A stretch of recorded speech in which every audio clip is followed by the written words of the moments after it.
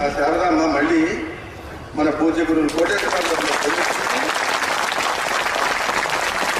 పరమాచార్య వారిని ఆవహించి ఈ విధంగా ఇలా చేస్తుంది.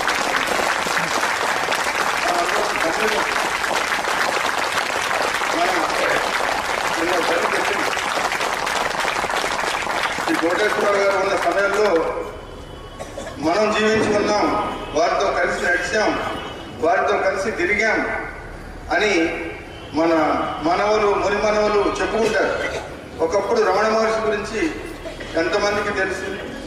వారికి ఎప్పుడు వారు చెప్పుకోని ఉంటుంది. ఆ తర్వాత ఎప్పుడో ఎటువంటి మహానుభావులు తెలియజెప్తే తెలుస్తుంది.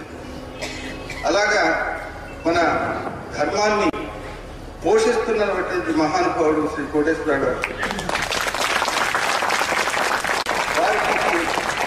వారి గురించి నేను మీకు ఎక్కువ చెప్పక్కర్లేదు, మీ అందరికీ తెలుసు. ఇవాళ ఇక్కడ కూర్చొని మాట్లాడమంటే మీరందరూ గురువు గారి గురించి చెప్పడానికి అనేకమైనటువంటి అనుభూతులు ఉన్నాయి.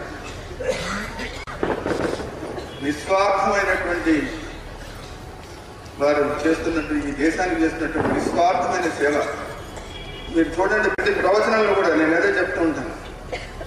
4వ వంతు కథాంశం ఉంటే ముప్పాతిగా మనల్ని ఏ విధంగా మన జీవితాన్ని సరిదిద్దాలి, మన జీవితంలో తెలుసో తెలియకో ఏదో తప్పులు చేస్తున్నాం, వాటిని ఏ విధంగా చక్కబరచాలి అనే దాన్ని ఒక గురువు ఒక శిష్యుడికి బోధించినట్టుగా, ఒక తల్లి ఒక బిడ్డకు పోషించినట్టు చెప్పినట్టుగా, ఒక తాత ఒక మనవాడికి ముత్తుగా చెప్పినట్టుగా ఉంటుంది.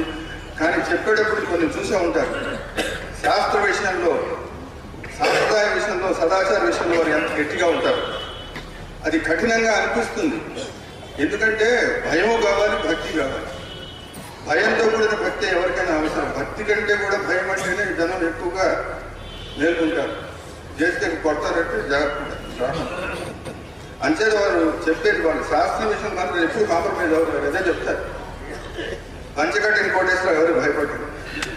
ఎందుకంటే శాస్త్రం చెప్తున్నాను, నేను నా సొంతంగా నేనేం చెప్పట్లేదు, శాస్త్రం చెప్తున్నాను. శాస్త్రం ఎప్పుడో చెప్తున్నాను, అది పాటించాలి. అందరినీ నిజంగా ఈ రోజున వారి వాణితో మహానుభావుడు ఎన్ని లక్షల మంది కోట్ల మందిని తరింపజేస్తున్నారో చెప్పడానికి లేదు. అన్నే కాదు, కడుపులో ఉన్న బిడ్డలను కూడా ఆయన వారి బోధ చేత చేస్తున్నారు. వారి ప్రత్యక్ష సాక్షి నేను ఒకరోజు వారి ఇంటికి వెళ్ళాను. వెళ్తే అమెరికా నుంచి ఒక దంపతులు వారి ఇంటికి వచ్చినారు. వారికి ఒక చిన్న పాప ఉంటే ఆ పాపని పక్కన వారి గదిలో పడుకోబెట్టింది. గురువుగారు